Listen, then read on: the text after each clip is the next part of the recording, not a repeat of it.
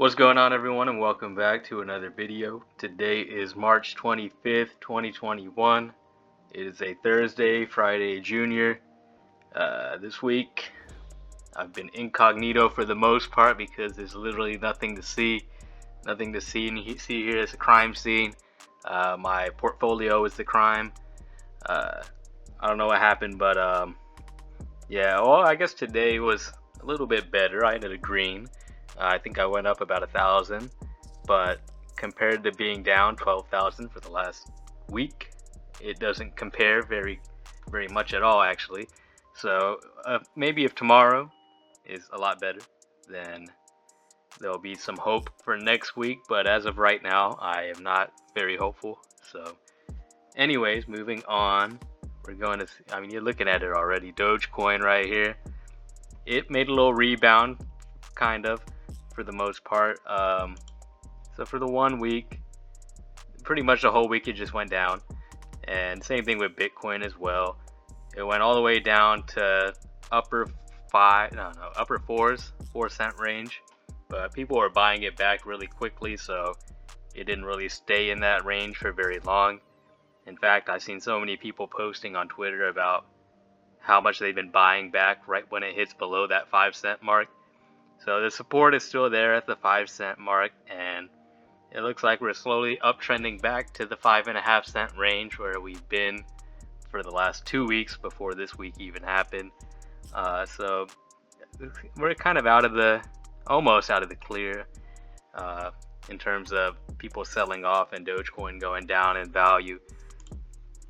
But especially today, we've seen around 8 in the morning is when it was pretty bad. Pretty much the worst it's been all week, like right there. And then along with the stock market as well, like this morning it was pretty bad right when I started looking at it around 9 a.m., 9:30, about an hour after normal trading hours began. Everything was super red, and I just figured, okay, it's just gonna be another bloodbath, nothing to see here type of deal. But I think after 1 o'clock or lunchtime or somewhere around there, things started uptrending again and kind of evening out whatever loss it was for the day, and maybe a little bit higher on some of the I think it was retail stocks for the most part that kind of went up today. I know tech definitely did not go up, especially the ones I'm in, but it looks like all the retail ones that I'm watching and not in are the ones that went up. So it sucks that I decided to go the tech route recently and get out of my retail game, because that's usually what I trade, was retail. But you live and you learn. Hopefully sometime soon tech will come back to what it used to be, but who knows whenever that's going to be. But hopefully it's sometime next month, if not next week or tomorrow. But anyways, we'll just keep it rolling. I only got one article here today from Investor Place, and it says Dogecoin is just a game, so make sure you know the rules. And just like Monopoly and any other board game, you always got to read the rules first before you start playing. Same thing with any type of investment, really. It doesn't even have to be like in the stock market or crypto market, or even if it's like investing in a property or something like that. You always want to read the rules, know what you're getting yourself into before you put some skin in the game. But anyways, let me just keep it going. Dogecoin shouldn't have any value, but that doesn't mean it won't. That boy Vince Martin wrote this thing not too long ago either. It was only a couple hours ago. And it says, if you think cryptocurrencies are silly, you'll think Dogecoin is absolutely ridiculous.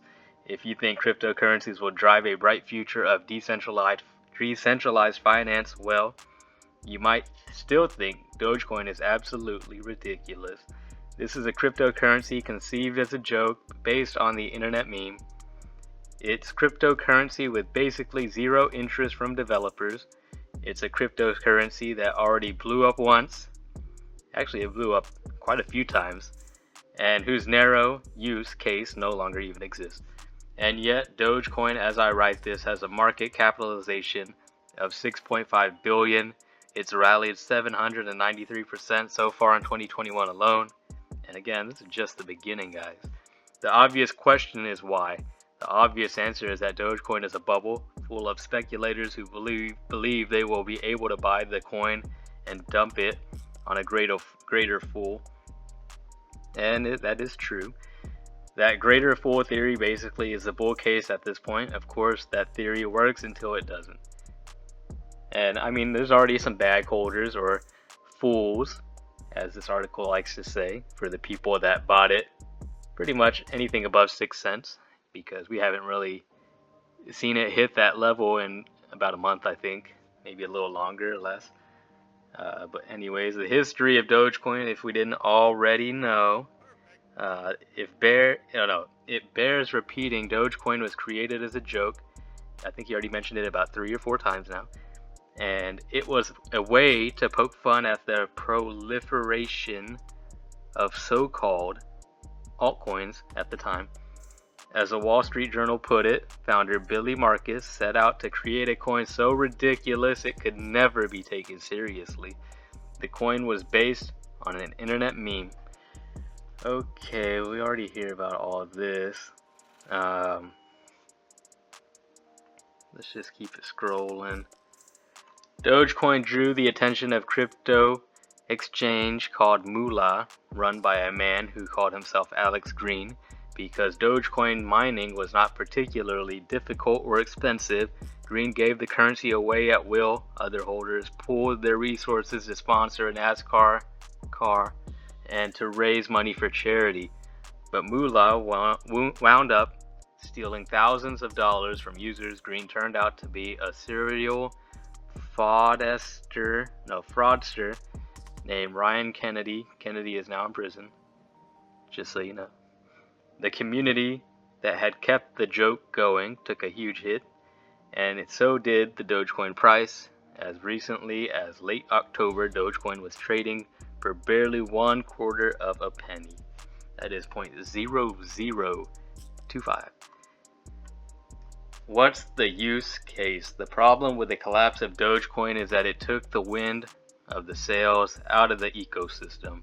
When the crypto was popular a few years back, it was used for tipping It was used for a tipping system on Reddit. That too collapsed in scandal. That essentially was the only use case for Dogecoin. Once gone, the utility of the platform vanished. So one of the core problems at this point is that there really is no ecosystem. There aren't the myriad applications running on other altcoins. Dogecoin is basically Bitcoin but with no cap, just like the no flex zone, no cap. And as Josh Enomato pointed out on this site, a potential double spend problem. In other words, Dogecoin simply isn't useful. Yes, it can be used to exchange other cryptocurrencies, but it's not available on Coinbase, for instance. The utility is limited, and I still think it'll be available on Coinbase by the end of summer. That is my guess. I don't see it not being on Coinbase by the end of summer. I think at some point in time, they'll just have to add it. But anyways, the 2021 pump, and this is not Lil Pump, this is the 2021 pump. And yet, right now, the coin has a market capitalization of over 6.5 billion, like they already mentioned. I don't know why they're echoing themselves here. What's going on? Simply put, traders are having a field day. Truthfully, I'm not even sure they can be called traders. Traders might have a short-term focus, but there's usually some sort of logic underpinning that focus. Maybe it's technical analysis or perhaps a catalyst that will drive a quick move. That's not the case here. This is just speculators buying cryptocurrency either because they think someone else will pay more, or as Dogecoin's founder termed it, for sillies. It's a game. Most of the buyers know that. Tesla CEO Elon Musk knows that. This is not Bitcoin, where there is at least the possibility of financial evolution, but anyone who wants to play needs to understand that core fact. It's obvious from a quick Google search that some don't. The questions surfaced by the search engine highlight that problem. Will Dogecoin reach $1? Well, it would have a market capitalization well past 100 billion, which seems unlikely. Can Dogecoin hit $10? At that point, Dogecoin is worth more than 1 trillion. Crazier things have happened in this market, and a round number price target is as good as any, but a 1 trillion valuation for this game seems a bit much. The point is that no one really knows where this game goes or how it ends. So if you're going to play, do it with fun money, not as an investment. On the date of publication, Vince Martin, that boy Vince, the one that wrote this, did not have, either directly or indirectly, any positions in the securities mentioned in this article. After spending time at a retail brokerage, Vince Martin, that boy Vince, has covered the financial industry for close to a decade for InvestorPlace.com and other outlets. Alright, that boy Vince said his 2 cents. 2 cents ain't even 1 Dogecoin, because Dogecoin's worth about 5 cents right now. But anyways, all he was saying is, know the rules, know what Dogecoin is before you invest. Don't put like your life earnings and savings into Dogecoin, although it might not be the worst move out there, but you got to take care of your own financial things the correct way. Don't be following what other people say just because other people say buy it, buy the dip, all this other mumbo jumbo.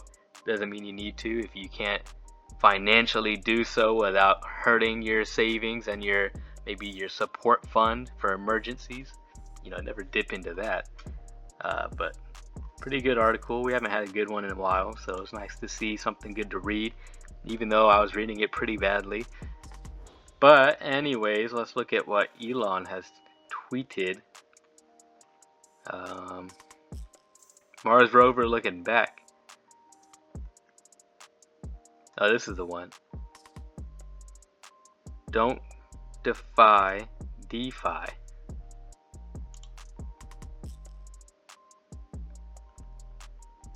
Dogecoin? Okay. 15 years ago, looking at the wreckage of your rocket, what did you think, Elon? Wow, look at that wreckage. He had okay, that's just commenting on that picture. Pump DeFi.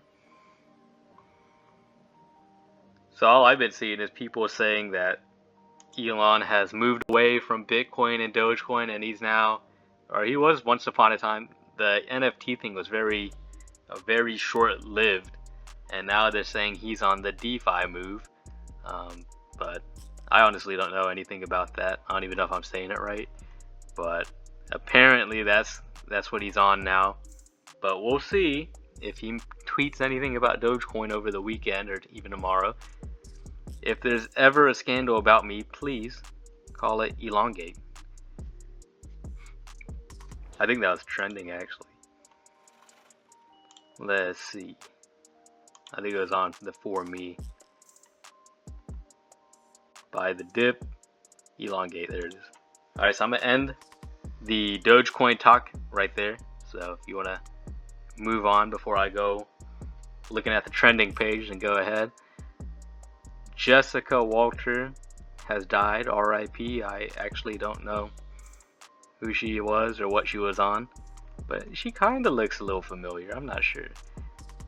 Biden press conference. Biden talks about U.S.-Mexico border, announces 2024 plans in the first press conference. Okay. Feet.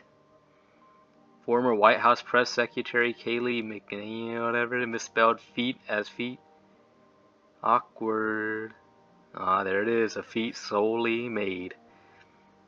Feet sole, like a shoe sole. Yeah, at least you didn't put SOULY. Oladipo. Houston traded him to Miami. It looks like everyone's going to Miami after this trade deadline today. Rondo. Atlanta Hawks trade Rondo to the Clippers for Lou Williams. What? They got rid of Lou Williams? I feel like Lou Williams was keeping the Clippers alive, if anything. What's Rondo gonna do for the second unit? The Clippers will also send 2 future. This was a damn. The Hawks just stole from the Clippers So the Clippers are going to give 2 future second-round picks and Lou Williams just to have Rajon Rondo. Bro, he's washed up by now. He can't. Nah, Draymond Green. Unless he's lying. Rondo when Pandemic P shows up in the playoffs. Damn, they better have Rondo dissecting offenses in the playoffs with Kawhi on the court. The Clippers just stole Rajon Rondo, the Lakers closer from last year. Closer, another player that would rather play with Kawhi instead of. If I like the Rondo trade for the Clippers, would like it more if Lou was still. Yeah, that's what I'm saying. It looks like no one even cares that. Am I the only one that thinks that the Clippers got robbed here? Like, sure, Rondo's okay, but he lost Lou Williams and 2 second-round picks in the future. Like, I don't know. I think they got robbed. The Hawks did a good trade. What else happened? Operation Warp Speed. Did Biden. The Suicide Squad. Hyundais. Eloy. Kyle Lowry. Oh yeah, he went somewhere too, I think. The Raptors are key. Oh no, he's staying. Never mind. False alarm. Kyle Lowry staying. Aldridge, where's Aldridge going? Oh, never mind. Lonzo Ball, did he get traded? No Lonzo Ball trade. Okay, he's staying. He got injured. I don't know how, or at least I heard he did. And I seen the LaMelo Ball injury from falling down and trying to stop his fall with his hands, and he fucked up his wrist, and I think he had surgery, and they said he's out for the season. Like, I don't know how bad he messed it up, but to have surgery, that's pretty crazy. Who else? Ben Simmons. What happened to Ben Simmons? Houston could have had, but ended up with Philadelphia sending Danny Green, Ben Simmons, and 4 future round picks to Golden State for the baby. Okay, what a troll. The final haul for James Harden looks absolutely horrible. Stop hating on Ben Simmons. Okay, I mean, I guess that's about it in terms of big trades that happened. I don't really see anything else here. New Rihanna, me studying, me learning Nicki Minaj verses. Lou about to have them Magic City wings every day. Orlando is trading Nikola to Chicago. Hawks are trading Rajon Rondo. Ryan Fitzpatrick may be retiring after next season. And to be eligible for the Pro Bowl Hall of Fame, you need to have made at least 1 Pro Bowl. So we better vote Fitzmagic into the Pro Bowl next year. Seeing Andy Dalton QB1 tweet. Oh yeah, he's a... Damn, so the Chicago Bears said he's going to be the starter. Who was it? Trubisky and, damn, I forgot who the other guy was. But I guess they're both benched, or they might have got traded. I don't even know what happened.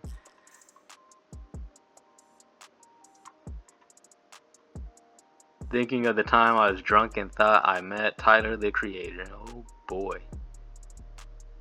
Why she look like she's 15, though? Where my phone? Where my phone? Where my phone? Okay. I don't get it.